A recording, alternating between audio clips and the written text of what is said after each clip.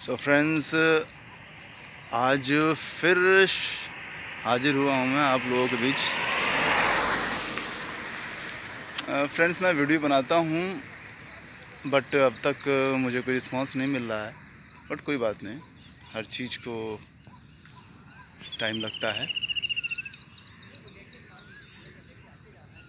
आज फिर कुछ मन में चल रहा था, कुछ उठ रहा था, तो आप लोगों के समक्ष लेके मैं आया हूँ अपने वो विचार कहूँ तो हमारे विचार जो होते हैं बहुत ही ताकतवर होते हैं, जो हमारा निर्माण करते हैं, हमारा जागरण करते हैं।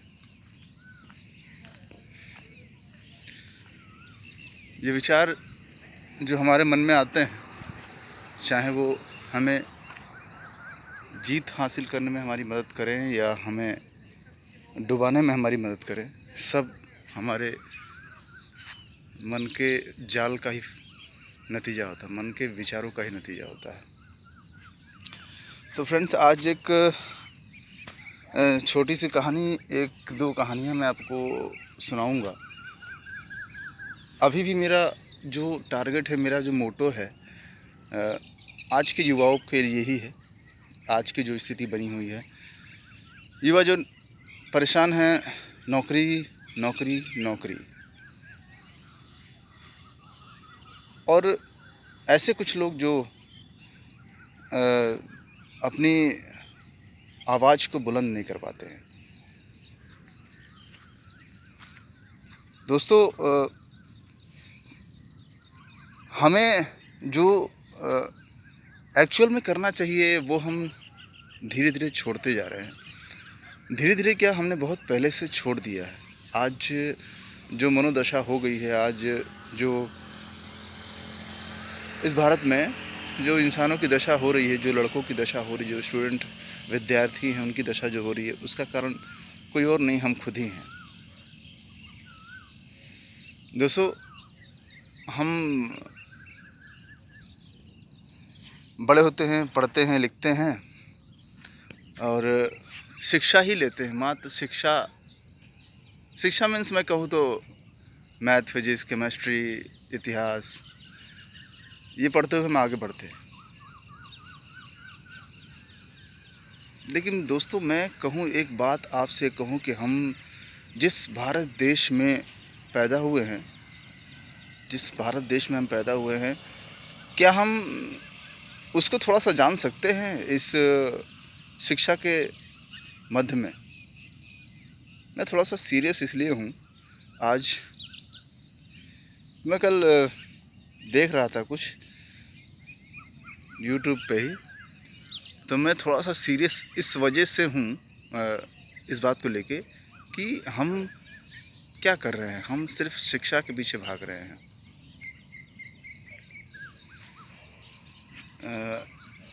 शिक्षा यानी क्या?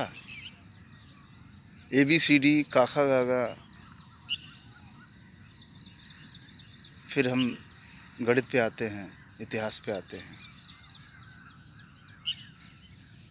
सामाजिक शास्त्र पे आते हैं, सब चीज़ों को जानते हैं, फिर हम धीरे धीरे आगे बढ़ते हैं। लेकिन थोड़ी सी जो आज युवाओं में कमी दिख रही है, वो इस बात की कमी कि युवाओं में तेज दिखाई नहीं दे रहा है। युवाओं में वो तेज दिखाई नहीं दे रहा जो तेज गौतम बुद्ध, विवेकानंद और ऐसे बहुत से महान हमारे भारत में हस्तियाँ पैदा हुई हैं।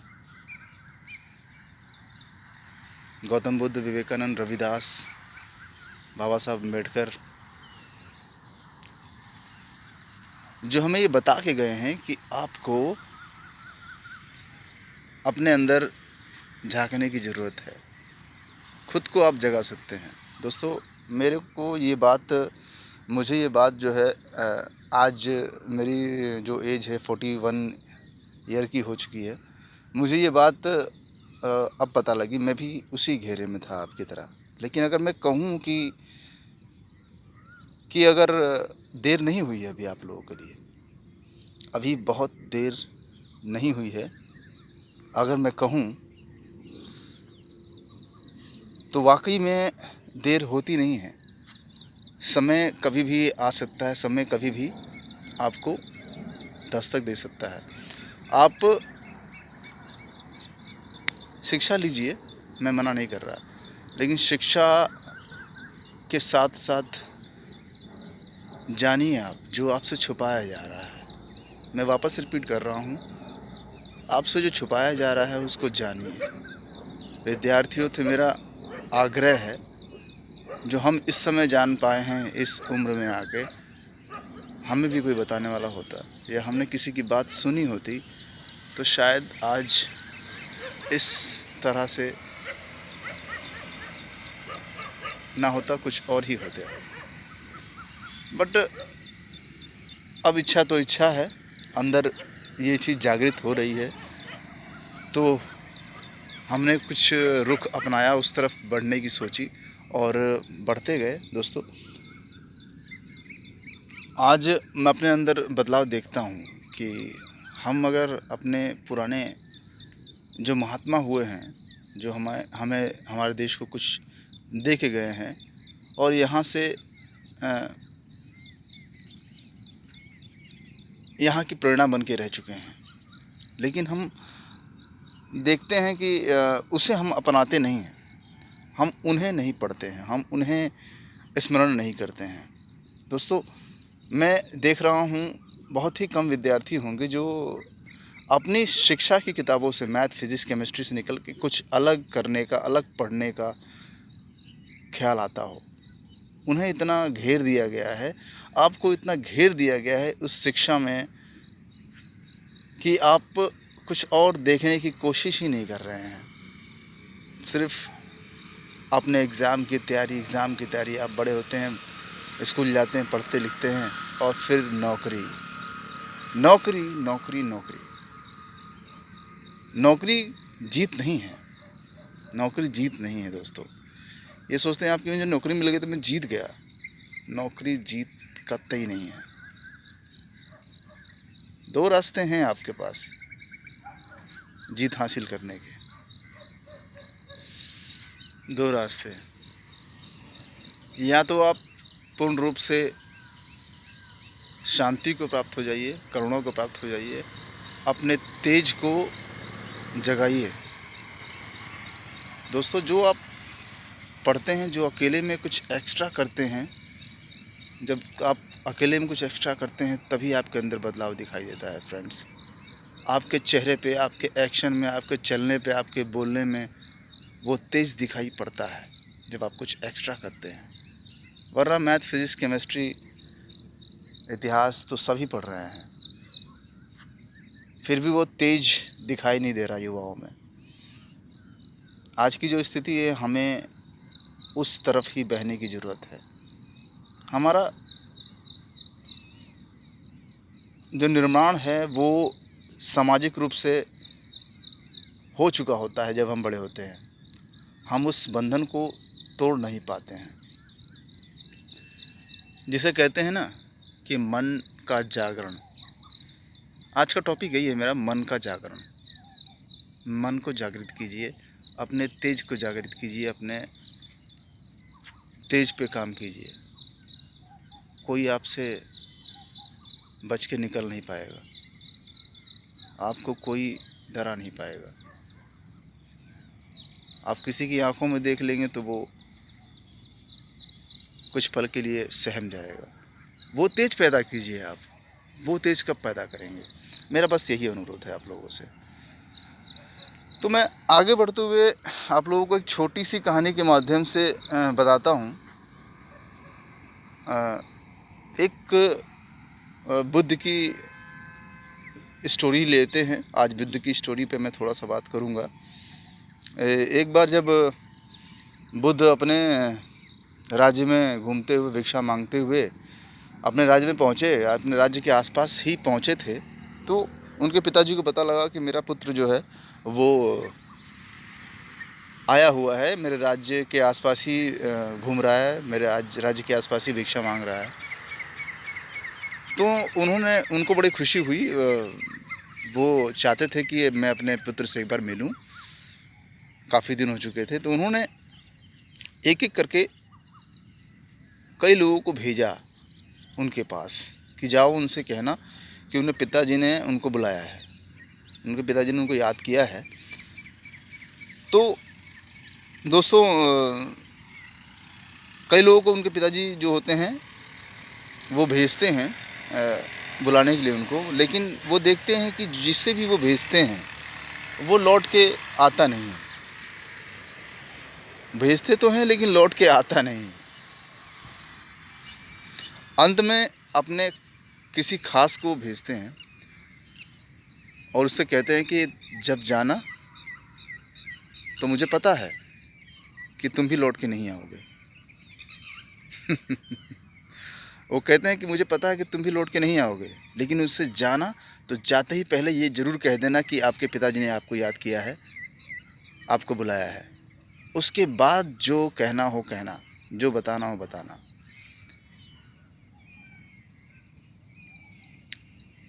वो वैसा ही करता है। वो जाता है और सबसे पहले वो यही बात कह देता है कि आपके पिताजी ने आपको याद किया है। तो सिद्धार्थ गौतम भी बड़े खुश होते हैं। ठीक है, मेरे पिताजी ने मुझे याद किया है, हम जाएंगे, आप उनको खबर पहुंचा दीजिए कि हम ज़रूर आएंगे मिलने उनसे। और वो उस आदमी को भी कहता है कि आप अपने ज़रिए खबर पहुंचाइए ताकि आपका भी कुछ मान सम्मान बढ़ जाए, हमारे पिताजी की नज़र में आपको भी कुछ मिले उनकी तरफ से। लेकिन वो बताने के बाद फिर वो वहीं रुकता है थोड़ी देर, उसके बाद वो भी उनका अनुयायी हो जाता है, उनका गुलाम, उनका कहें तो शिष्य बन जाता है। दोस्तों, मैं बीच में इस बात को रोकते हुए ये कहना चाहता हूँ कि ऐसा होता क्यों है, ऐसा क्यों होता है। आप किसी भी ऐसे व्यक्ति के पास जाते हैं जिसके पास कुछ कला होती है, तेज होता है, तो आप उसमें उससे बंध जाते हैं। दोस्तों, ये अपने अपने मन की दशा है। कोई किसी चीज़ से परेशान है तो जुड़ जाता है किसी चीज़ से, किसी को कुछ मिल नहीं रहा है, अधूरा लग रहा है, तो अगर उसे उस चीज़ की प्राप्ति हो रही है तो वो उससे जुड़ जाता है। आपके मन में ही सब कुछ है दोस्तों। मैं वापस आता हूँ कहानी पे। मैं कह रहा था, ऐसा क्यों होता है, बुद्ध ने ऐसा क्या बता दिया उनको कि वो उनके शिष्य बन जाते हैं, जाते ही वापस लौट के नहीं आते हैं। देखो दोस्तों, सीधी बात है, आपके अंदर वो चीज़ सदियों से बैठी हुई है, आपके अंदर वो चीज़ सदियों से रहती है, आपके अंदर वो चीज़ सदियों से बनी हुई है, छुपी हुई है। हम भी उसी का रूप है। प्रत्येक व्यक्ति जो है अपने आप को जागृत कर सकता है। प्रत्येक व्यक्ति के अंदर ईश्वर है, भगवान है। आप थोड़ा जागृत कीजिए अपने आप को, शिक्षा से हटके थोड़ा सा समय निकाल के आप जागृत करने का काम कीजिए अपने आप को। कसम से बता रहा हूँ, आप पहले से ज़्यादा मजबूत होकर निकलेंगे बाहर। शिक्षा आप पाते हैं जब आपको नौकरी नहीं मिलती है दोस्तों, तब आप डरते हैं, आपको डर लगता है कि मुझे अब तक नौकरी नहीं मिली, मेरे पड़ोस में क्या कहेंगे, मेरे घर वाले क्या बोलेंगे, मेरे रिश्तेदार क्या बोलेंगे। आप ये सोचते रहते हैं और इसी सोच में आपका जीवन घिरता रहता है, घिरता रहता है। इसी सोच में आपका जीवन घिरता रहता है और घिरते घिरते आप ऐसी जगह पहुंच जाते हैं कि फिर उस जाल से बाहर नहीं निकल पाते हैं। तो जागरण बहुत ज़रूरी है। तो मैं कह रहा था कि वो दोस्त मैं कह रहा था कि जब वो जाते हैं तो उनके शिष्य बन जाते हैं। दोस्तों, ऐसा इसलिए होता है कि गौतम बुद्ध जानते थे कि प्रत्येक व्यक्ति में ईश्वर है, प्रत्येक व्यक्ति में सदा से ही वो सारी चीज़ें हैं जो मेरे अंदर हैं। प्रत्येक व्यक्ति उस चीज़ को प्राप्त कर सकता है। ऐसा इसलिए कह रहा हूँ मैं कि जब उनको ज्ञान प्राप्त हुआ था थोड़ा-सा पढ़ेंगे या देखेंगे वीडियोज़ वगैरह में भी आपको मिल जाएगा। जब उनको ज्ञान प्राप्त हुआ था, तब वो आँखें बंद करके ध्यान में बैठे थे। जब उनको ज्ञान प्राप्त हुआ तो वो मुस्कुराए थे और उन्होंने कहा था कि मैं इतना भटका, इतना घूमा, इतना तलाशा मैंने इस सत्य को जानने के लिए, लेकिन ये अंततः मेरे अंदर ही बैठा है। ये सब कुछ मेरे अंदर ही तो है और मैं इसे बाहर ढूँढने की कोशिश कर रहा हूँ। ये शब्द थे उनके। तो दोस्तों, मैं ये कहूँगा कि आज के युवाओं को कि जितना जल्दी हो सके आप अपने महापुरुषों को उठाइए। स्वामी विवेकानंद, गौतम बुद्ध। आप फॉरेन फिलोसफर्स को भी पढ़ सकते हैं, जैसे मैं अब मार्कस ऑरेलियस हो गया, प्लूटो हो गया, एपिक्टेटस, सुकरात। ऐसे बहुत से फिलोसफर हैं जो आपको जगाने के लिए काफ़ी हैं। लेटेस्ट मैं बात करूं, मैं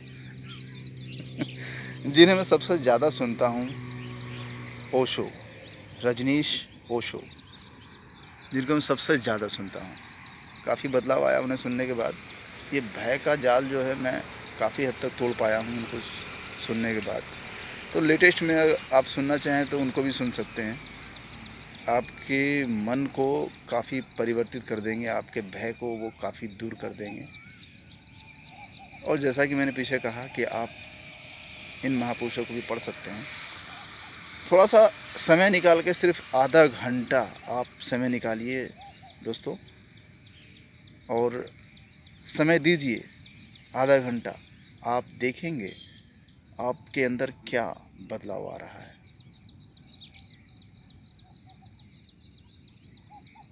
वरना नौकरी तो सब कर ही रहे हैं, सब पढ़ रहे हैं, ABCD का खा, इतिहास, भूगोल, हिस्ट्री, गणित, रसायन,